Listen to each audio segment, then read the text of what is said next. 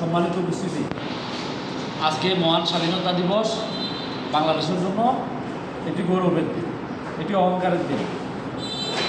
আজকের এই মহান স্বাধীনতা দিবসকে স্মরণীয় ও বরণীয় করে রাখার উদ্দেশ্যে সেনবাগ উপজেলা যুবদল, পৌরসভা যুবদল, ছাত্রদল এবং স্বেচ্ছাসেবক দলের আয়োজনে আমরা কুইজ রচনা প্রতিযোগিতার আয়োজন করেছি, চিত্রাঙ্কন রচনা প্রতিযোগিতার আয়োজন করেছি। আপনারা ইতিমধ্যেই আমাদের অনেক প্রতিযোগী আমাদের এখানে নাম লিপিবদ্ধ করেছেন।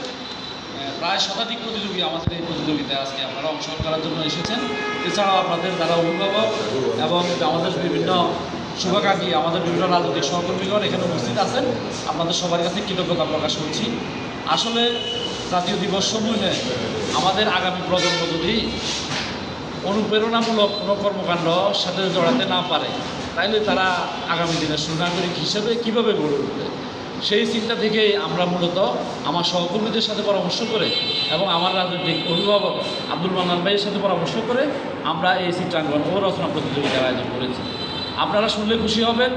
আমরা ইনশাল্লাহ ঈদের পর স্কুল কলেজ খুললে আমরা একটি খাতা মাঠে আমরা নামাবো, যেই খাতাটি ছাত্রছাত্রীদের উদ্দেশ্যে, যেই খাতাটা দেখলেই আমাদের সবার চোখ পরিষ্কার হয়ে যাবে আসলে এই ধরনের একটি খাতা বর্তমান প্রজন্মের জন্য কতটা প্রয়োজন। আপনারা খাতাটি যখন হাতে পাবেন তখন আপনারা অনুধাবন করতে পারবেন। আমাদের খাতার উপরে স্মৃতিসৌধ এবং পেছনে শহীদ মিনার, খাতার ভিতরে স্বাধীনতার ঘোষক শহীদ রাষ্ট্রপতি জিয়াউর রহমানের সংক্ষিপ্ত জীবনী এবং খাতার ভিতরে আমরা বিএনপির বর্তমান চলমান 31 দফা সম্পৃক্ত করেছি।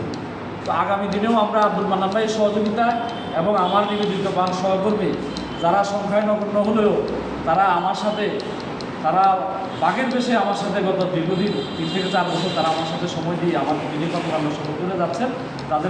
তাদের ঋণ রক্ত দিয়েও শোধ করা যাবে না। আজকেও তাদের সাথে আমার কোনো ধরনের যোগাযোগ নাই।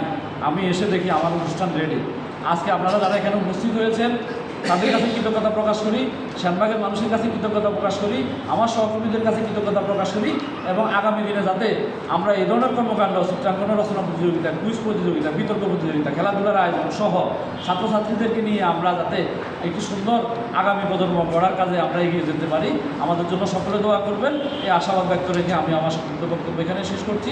শহীদ জিয়া অমর হোক, বেগম খালেদা জিয়া জিন্দাবাদ, কারণের অহংকার তারেক রহমান জিন্দাবাদ। সবাইকে ধন্যবাদ। আসসালামু আলাইকুম।